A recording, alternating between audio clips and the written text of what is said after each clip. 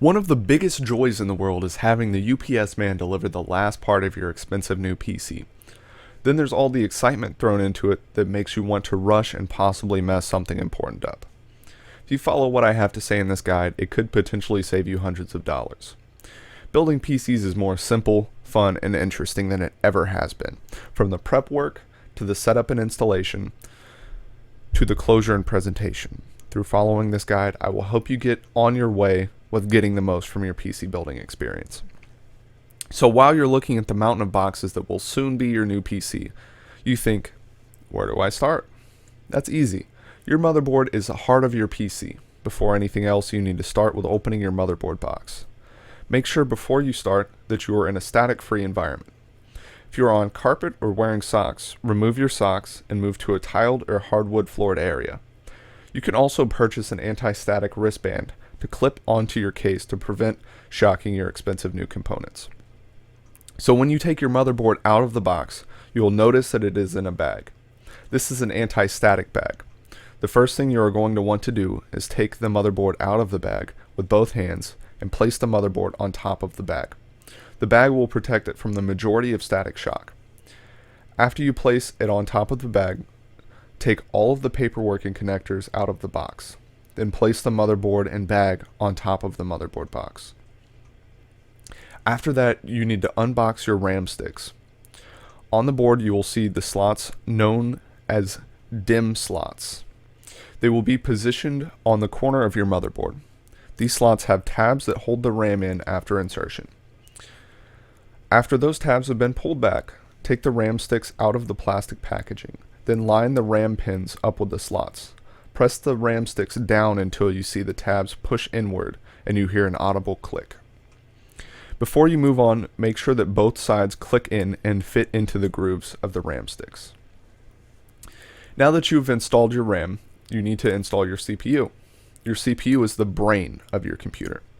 CPU, just like basically everything else, comes in an anti-static box. Some of them come with heat sinks, which cool the CPU, and some come separately. So to install the CPU, first you will need to see on the motherboard a square or rectangle with a plastic piece that is held down by a little metal arm. Release the metal arm's tension and remove the plastic piece.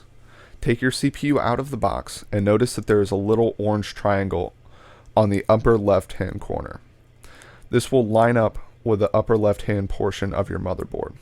Carefully line up the triangle in the corner of your CPU with the CPU socket, and while lightly grasping the sides, drop the CPU into the socket.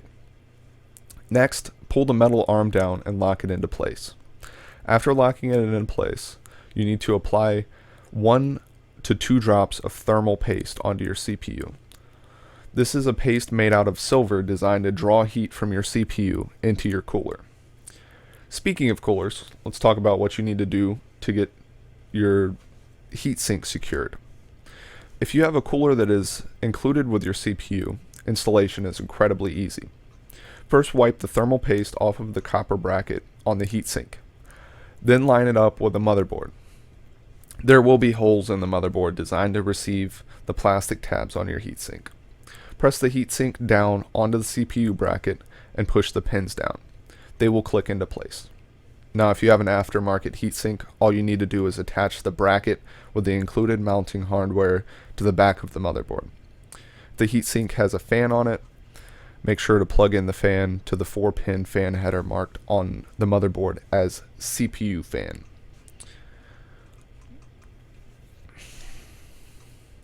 So at this point, we haven't even touched the case and some very important steps. In the next step, we will be working with installation of all of the components into the case. After we have the case out of the box and the side panel open, we can start with the installation. First, we'll start off with the motherboard. The motherboard will mount with all of the ports facing towards the back of the computer. Make sure and slide the metal I/O panel that came with your motherboard on top of the ports on your motherboard. This will protect your motherboard and you from getting shocked. Then you use the screws, usually coming in a bag with your case, to secure your motherboard using the holes in your motherboard that line up with the case. Safely secure the screws, but do not over tighten, as it will crack your motherboard, and everything you have done up to this point will have been done over with a new motherboard. Next, you will need to work on installing your graphics card. Your graphics card or GPU is designed to fit in what is called a PCIe or PCI Express slot. First, you will need to start by removing the thumb screws holding the cover for your PCIe slot. Keep the screws as they are used to secure the GPU into the case. After that is done, pull back the tabs on the PCIe 1 slot. Take the GPU out of the packaging and slide it into the slot until it makes an audible click and the pins push into the slots in the GPU. Then insert the screws into the drive bay where they were initially mounted. Now that the GPU is securely mounted, let's look at what else we need to do. After the GPU is secured, now we need to mount the hard drive and CD drive. Both the hard drive and CD drive fit into a 5¼ inch bay, which can be mounted in multiple different ways. In any case, your goal is to slide the CD drive and hard drive into the 5¼ inch tray that is included and use whatever lock it has to secure it. Some have a push button and some have a twist. Now it is time to install the power supply. The power supply will sit at the back and the bottom of your case, with the power switch facing outward. On the back of the case, screw the case into the case. Now all you have to do is worry about connecting all of the wires. At this point in time, you want to make sure you manage all of your wires efficiently. Also make sure that you have everything plugged in. Plug in your main motherboard power, plug in your fans to your fan headers, plug in your SATA cables to your CD drive and hard drive, your front I/O, and etc. Once you can confirm that your PC is completely built and your PC is ready to go, flip the switch on the back of the power supply and press the power button. If there's any issues at this point, then troubleshoot based on what is plugged in first. If you closely followed this guide, you should have encountered no problems during building your PC. Now you can see how enjoyable and building a PC is.